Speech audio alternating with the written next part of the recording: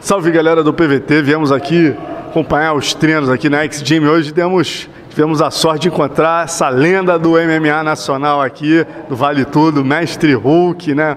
O primeiro homem a trazer aqui a capoeira nessa nova fase do Vale Tudo. Hulk, o que você lembra daquele dia? O UFC está chegando agora no Maracanãzinho, né? Daqui a 2 semanas teremos uma edição lá. Quais são as lembranças aí de lutar no UFC, de lutar um Vale Tudo no Maracanãzinho? Seria legal que fosse no UFC, na verdade, né?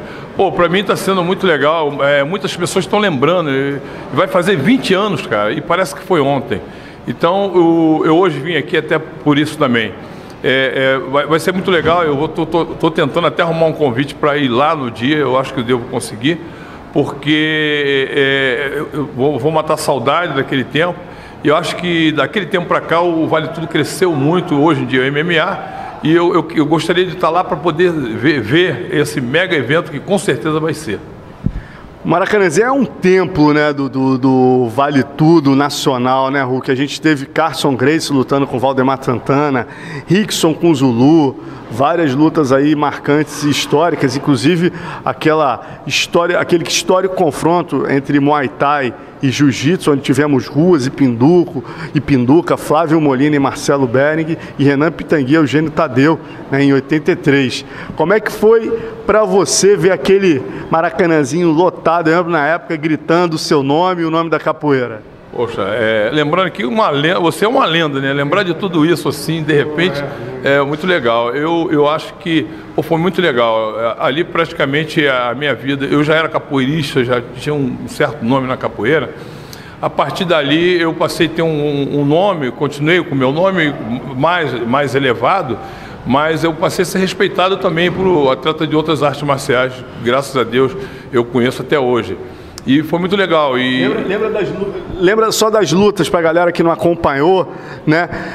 Primeiro eu vou voltar um pouquinho no tempo aqui, vou lembrar com você sua primeira luta ali com o De Pedro, né? Quando te botaram no Vale Tudo a primeira vez e foi ali na Ilha dos Pescadores. Como é que foi essa luta, Hulk? Eu lembro que o De Pedro, uma certa altura, falava a gente é amigo. Como é que foi essa história? Aquela luta, na verdade, ela durou quase 1h20 pelo que estava gravado lá. Depois eu fui somando tudinho, botando tudo em carreirinha, dava 1h20, porque o critério ali era finalização ou desistência. E o De Pedro mais tarde foi reconhecido como um atleta que tem muita resistência, e chegou uma hora que eu também queria ganhar, eu não podia perder, porque eu estava representando a Guarda Municipal naquela época, e toda a Guarda Municipal estava ali, meus alunos estavam todos ali, eu falei, eu não posso perder essa luta.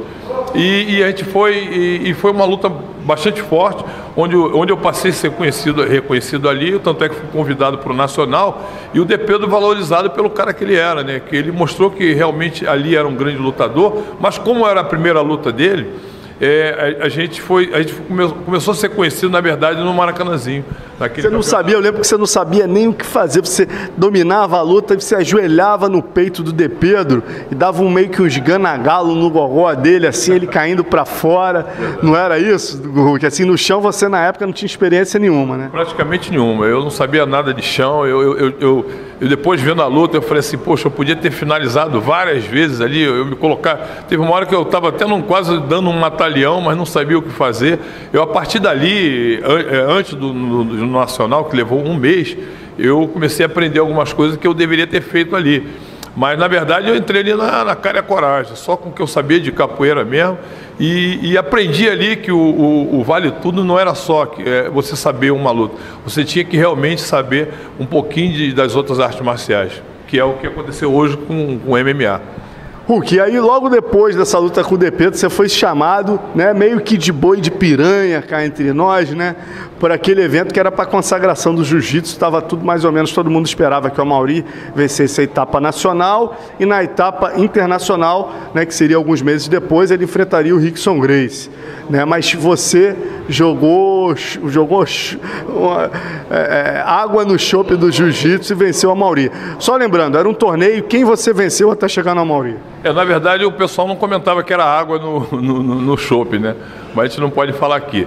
Na verdade, eu fiz a primeira luta com o Rostan Lacerda, que era do Karatê, era bicampeão brasileiro, se eu não me engano, de Karatê, e venci essa luta com uma certa facilidade. fiz praticamente uma revanche com o De Pedro, que mostrou ser aquele casca grossa que ele sempre foi. Foi a luta mais demorada do dia também e terminado, ele acabou desistindo, né? Lembrando que essa foi a segunda luta, que antes vocês tinham feito essa na Ilha dos Pescadores, que deu 1 hora e tal que você falou, e agora a segunda na semifinal, né? E ele acabou desistindo, e na final a Mauri Bittetti, que vinha da vitória sobre o Nonato, e eu esqueci o outro oponente dele, mas quer dizer, foi uma luta aí que todos esperavam uma luta mais longa e você acabou nocauteando a Mauri no primeiro round, né? Na verdade, quando eu comento sempre isso, eu não tinha muita... como eu já tinha ganho duas lutas, eu já me sentia com um dever cumprido, né? Porque sabia que se tratava de um grande lutador, que a Mauri era na época, ele era bicampeão mundial. Naquela época o Vale Tudo acabava sempre terminando no chão, e a minha chance de vencer o Mauri seria com uma surpresa e que fosse uma coisa muito rápida, até porque o intervalo da minha luta com o De Pedro, que foi cansativa a beça, ele foi muito curto. Eu entrei ainda, eu fui chamado para lutar a luta final com o Bittetti. Eu ainda estava com a respiração bastante ofegante ainda. Eu estava um pouco cansado da luta anterior. Então eu sabia que ali eu não poderia ficar muito tempo, né? A luta não poderia se alongar como foi a passada. E eu tentei fazer o máximo para que fosse o mais rápido possível e acabei sendo assim favorecido com o formato de luta que nós fizemos, que eu consegui dar um cruzado quando chegava perto dos 17 ou 15 segundos, e a luta acabou com exatamente 21 segundos. E aí foi aquela celeuma, todo mundo invadiu o ringue, né?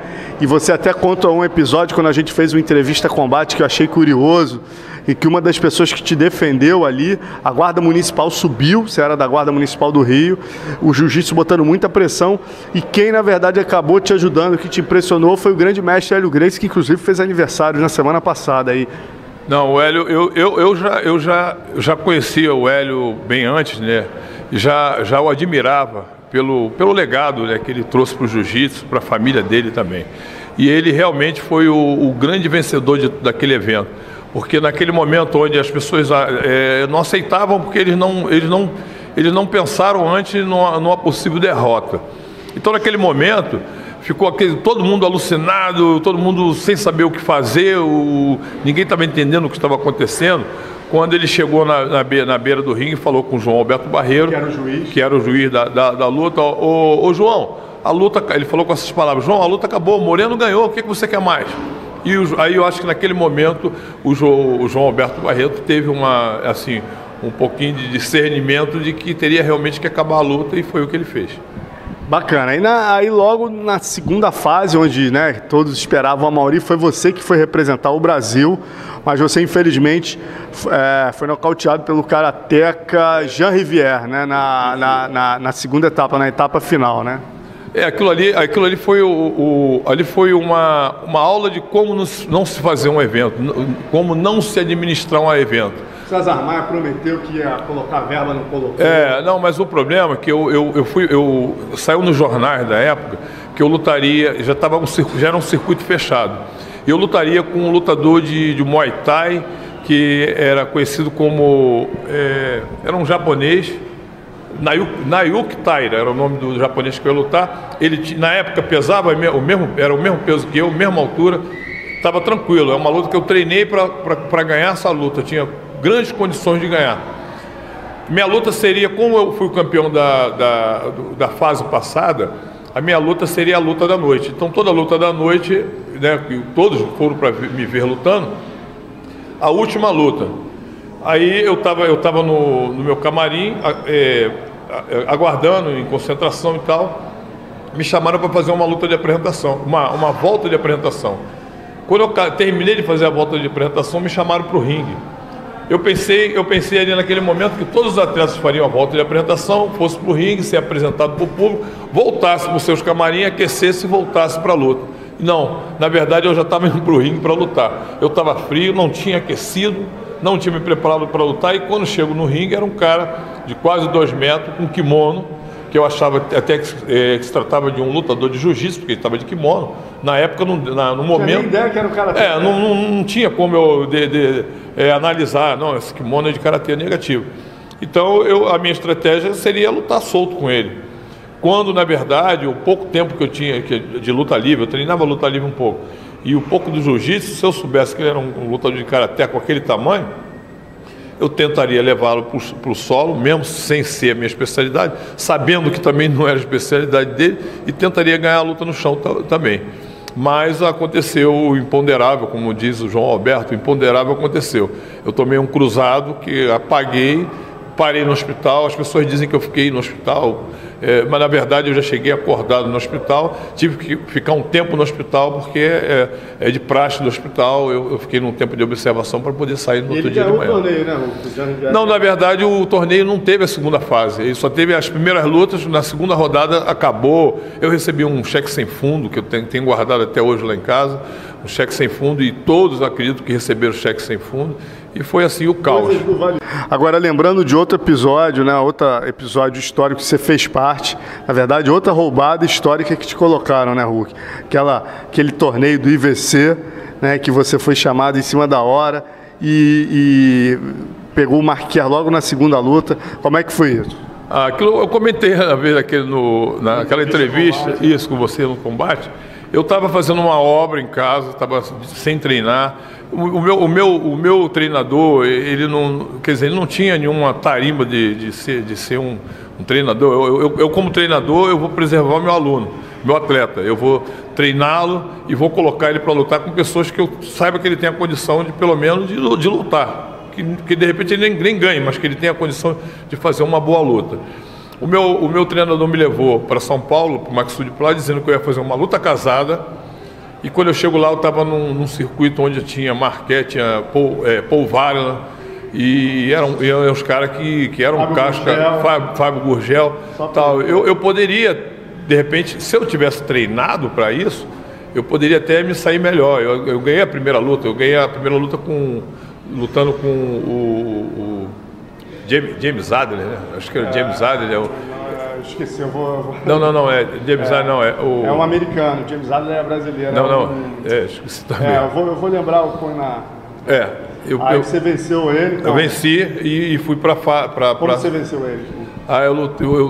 Na verdade, como era ringue, teve hora que ele conseguiu ficar por cima. E quer dizer, eu já tinha feito uma parte da luta, você de repente vai ter esse vídeo, e eu me joguei para fora do ringue para poder voltar em pé. E diz ele que bateu com a cabeça e não se mostrou em condição de continuar a luta e parou. Uhum. Agora, lembrando da histórica luta semifinal com o Mark Kerr, né, que ficou, quer dizer, você pegou logo a maior roubada na segunda luta. Na verdade, o Marquer, era a estreia dele no Vale Tudo. Era um cara muito forte, né?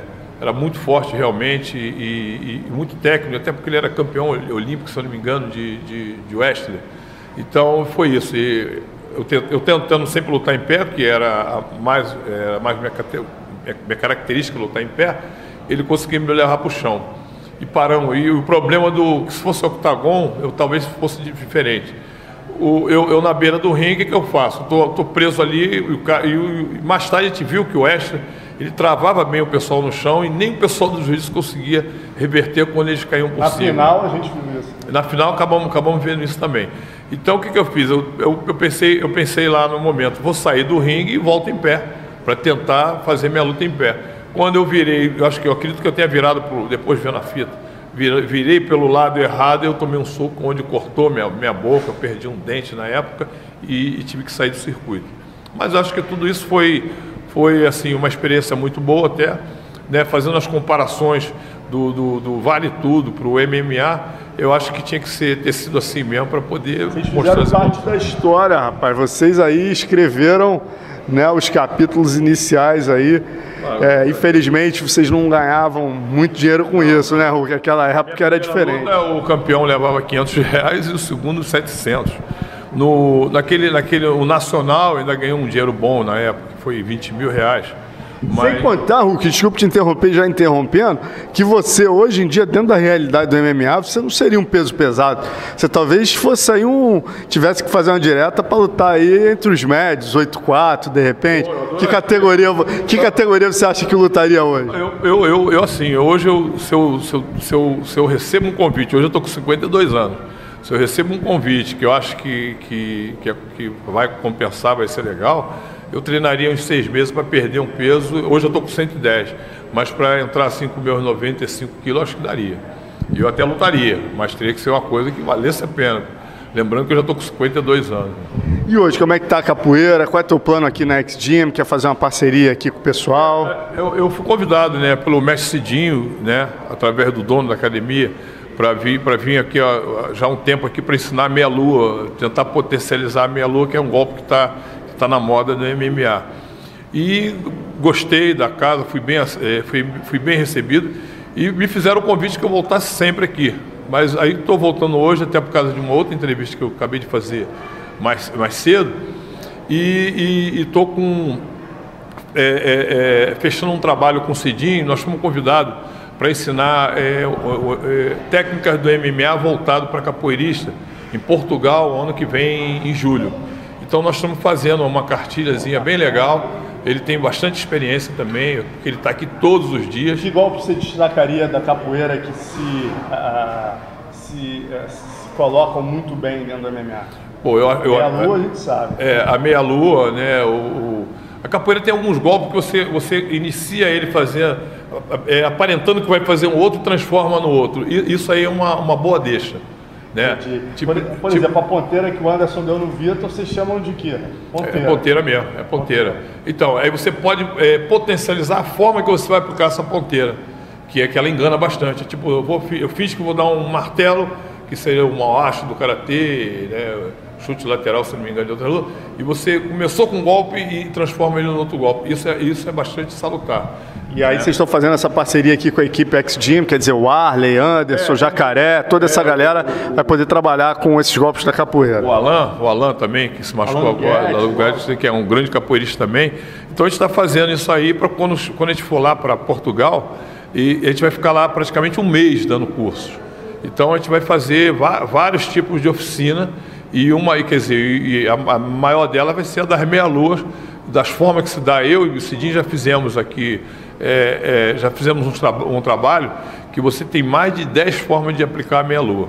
Então, um atleta que chegue dentro do octagon com esse recurso, a qualquer momento ele pode estar utilizando e sendo bem sucedido.